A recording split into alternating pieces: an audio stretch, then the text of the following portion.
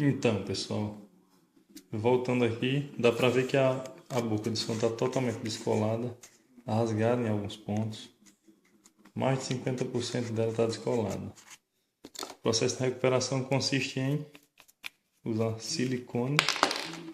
Isso aqui é a oitava maravilha do mundo. Silicone. Tá? Com ele a gente vai refazer essas bordas de alto-falante. Então nós vamos colar. Tem uma rebarbinha solta aqui. Vou tentar tirar isso logo, para não atrapalhar depois.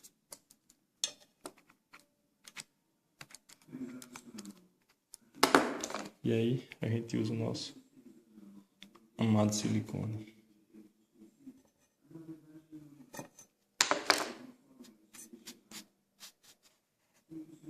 O processo consiste em refazer a aderência aqui. Se ela estiver tão solta como a minha, você coloca uma coisa para pesar aqui. Tá? E aí você vai refazendo essa borda com silicone. Tá? Então, mais.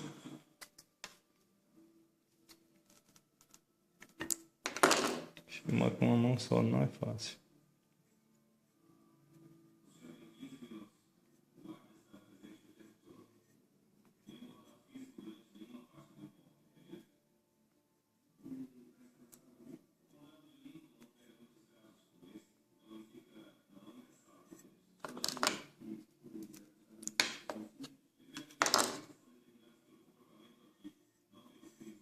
Vamos repassando aqui.